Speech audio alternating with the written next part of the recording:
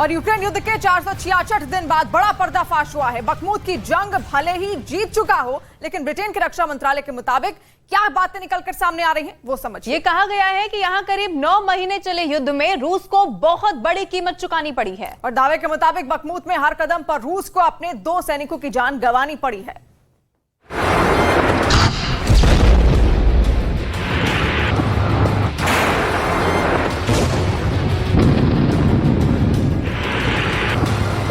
Ukraine के चप्पे चप्पे पर रूस की मिसाइलें बरस रही हैं। व्लादिमीर पुतिन के रक्षा मंत्रालय के मुताबिक रूस की सेना ने चौतरफा हमले में एक साथ यूक्रेन के कई मिलिट्री ठिकानों को बर्बाद कर दिया है। बीते 24 घंटे में रूस ने यूक्रेन के किन किन हथियारों को मार गिराया है, उससे पहले आप यूक्रेन युद्ध में अब तक का सबसे बड़ा पर्दाफाश जान लीजिए। बखमुत की जंग पर बहुत बड़ी रिपोर्ट सामने आई है। इसके मुताबिक रूस को यूक्रेन के इस इलाके पर कब्जे की बड़ी कीमत चुकानी पड़ी है। दावे के मुताबिक बखमुत में हर 48 सेंटीमीटर पर कब्जे के एवज में रूस को एक सैनिक की जान गंवानी पड़ी। यह रिपोर्ट कहां से आई, तफसील से आपको दिखाएंगे। अभी जंग की जमीन से आई सबसे नई तस्वीर देखिए, जहां रूस ने यूक्रेन के पास गिनती के बचे लड़ाकू विमानों में से एक Su-27 को मार गिराया है। एक Mi-8 हेलीकॉप्टर को ढेर कर दिया है, तो तमाम यूएवी यानी ड्रोन को भी जमींदोज करने का दावा किया है। पुतिन की सेना ने अमेरिका से मिले यूक्रेन के कई हिमार्स और ब्रिटेन से मिले स्टॉर्म शैडो क्रूज मिसाइलों को भी इंटरसेप्ट किया है, जबकि यूक्रेन की सेना का दावा है कि उसने दुश्मन के हर हमले को नाकाम कर दिया है। वोलोदिमीर ज़ेलेंस्की के रक्षा मंत्रालय के मुताबिक उसकी सेना डोनेट्स्क और लुहांस्क में दुश्मन सेना का डट कर मुकाबला कर रही है। दावे के मुताबिक यूक्रेन की सेना ने 24 घंटे में रूस के कई मिलिट्री साजो सामान को बर्बाद कर दिया है। दावा तो यहां तक है कि यूक्रेन के सैनिकों ने रूस की एक कमांड पोस्ट पर हमला किया। इसमें पुतिन के एक एयर डिफेंस सिस्टम और हथियार गोदाम को तबाह कर दिया गया। इतना ही नहीं, हमले के लिए तैयार कई ड्रोन को भी नाकाम कर दिया गया। रूस के बेलगरद के गवर्नर के मुताबिक यूक्रेन ने एक बार फिर उनके इलाके पर अटैक किया, रिहायशी बस्तियों को निशाना बनाया। दावे के मुताबिक यूक्रेन की सेना ने बेलगरद इलाके में करीब 100 हमलों को अंजाम दिया है। वार पलटवार के इन दावों के बीच कीव में रूस का कोहराम जारी है। दहशत का आलम यह है कि कीव के लोग एयर रेड सायरन की कानपूरी आवाज से पूरी रात जागकर काट रहे हैं।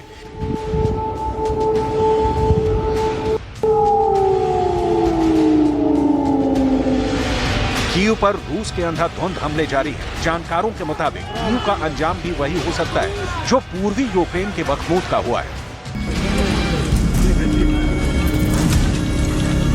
ड्रोन कैमरे में कैद बखमुत का ये मंजर युद्ध की त्रासदी का सबसे डरावना सबूत है। ये शहर कभी गुलजार था, लेकिन आज खंडहर बन चुका है। कभी लोगों से भरे रहने वाले घर अब मुर्दा घर बन चुके हैं। रूस बखमुत पर कब्जे का ऐलान कर चुका है। पुतिन की प्राइवेट आर्मी वैगनर ग्रुप के मालिक येवगेनी प्रिगोजिन यहां से यूक्रेन के एक-एक सैनिक को खदेड़ने की मुनादी कर चुके हैं। В населенном пункте Бахмут нет ни одного украинского военного по той причине, что мы перестали брать пленных. Трупов украинских военных огромное количество. Бахмут взят полностью под всем его юридическим границам до последнего сантиметра. Поэтому Владимир Александрович лукавит. Либо он, как и многие наши военные руководители, просто не в курсе, что происходит на земле. बखमुत को फतह करने में रूस को 9 महीने का लंबा वक्त लगा। इस दौरान दोनों देशों की सेनाओं को बड़ा नुकसान हुआ। अब ब्रिटेन के रक्षा मंत्रालय ने बखमुत में रूस के नुकसान पर रिपोर्ट जारी की है। इसके मुताबिक बखमुत में हर 19 इंच यानी 48 सेंटीमीटर जमीन पर कब्जे के लिए रूस के एक सैनिक को जान देनी पड़ी। यूरोप के देशों के मुताबिक बखमुत में रूस के 20,000 सैनिकों की मौत हुई। इनमें से आधे वैगनर ग्रुप के लड़ाके थे। बखमुत की जंग में रूस के 60,000 सैनिक घायल हुए, जबकि अमेरिका के मुताबिक यह आंकड़ा 1 लाख का हो सकता है। बखमुत का क्षेत्रफल करीब 42 वर्ग किलोमीटर है। यहाँ की आबादी करीब 73,000 हुआ करती थी।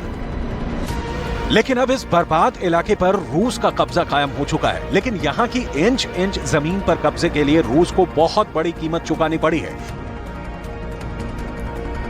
बखमूत की लड़ाई में कई उतार चढ़ाव आए। यूक्रेन की सेना कई बार रूस पर हावी होती दिखी। बखमूत की लड़ाई में वैगनर ग्रुप के मुखिया क्रेमलिन के खिलाफ बागी होते हुए दिखे, लेकिन अंत में पुतिन ने यूक्रेन की सेना को बखमूत से खदेड़ कर ही दम लिया है। लेकिन अब दावा है कि इस युद्ध के लिए पुतिन को भारी कीमत चुकानी पड़ी।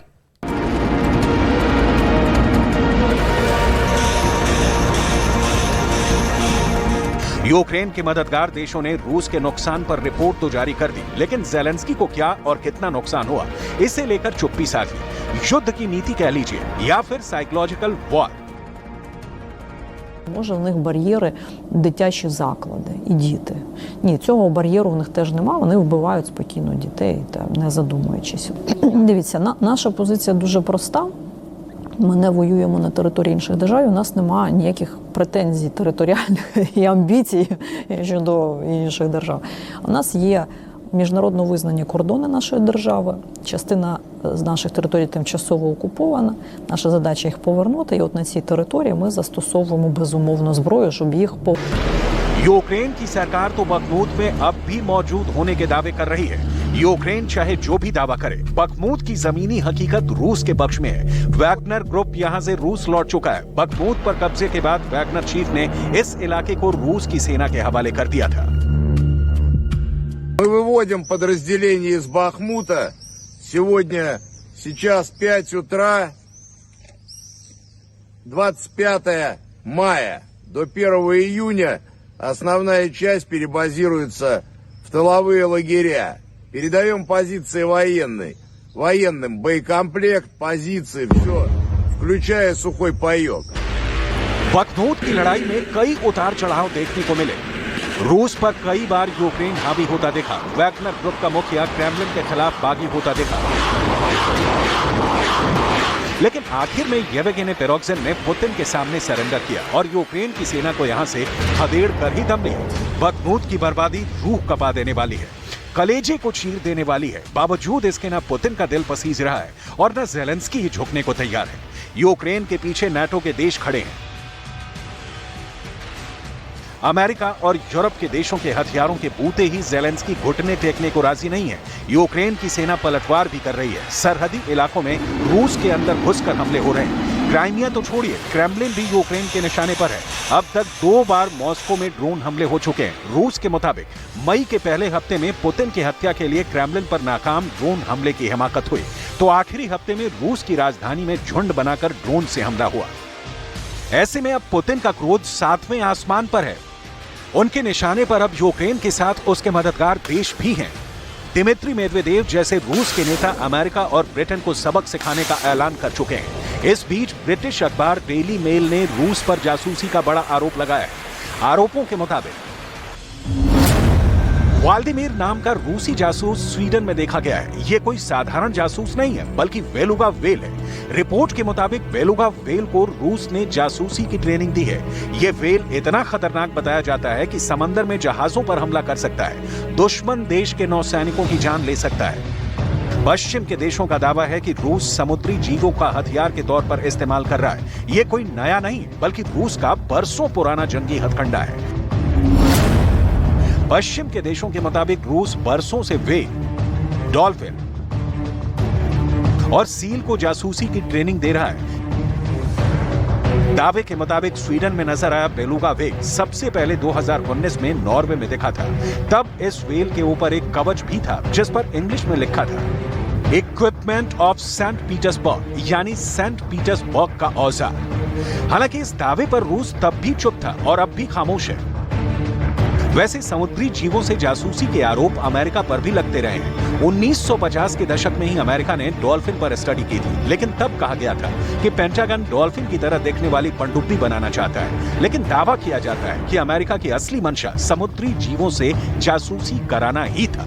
फिलहाल कहा जा रहा है कि 4 साल पहले नॉर्वे में देखा बेलुगा व्हेल ही स्वीडन पहुंचा है। नॉर्वे नाटो का सदस्य है, स्वीडन भी नाटो का सदस्य बन सकता है। ऐसे में इस दावे में दम है कि रूस ने स्वीडन की जासूसी के लिए इस बेलुगा का इस्तेमाल किया हो, क्योंकि यूक्रेन भी नाटो में शामिल होने की चाहत रखता है, जो उस पर रूस के हमले की वजह है। ऐसे में अब सवाल यह है कि क्या पुतिन यूक्रेन पर हमले का दायरा नाटो की दहलीज तक ले जाने वाले हैं।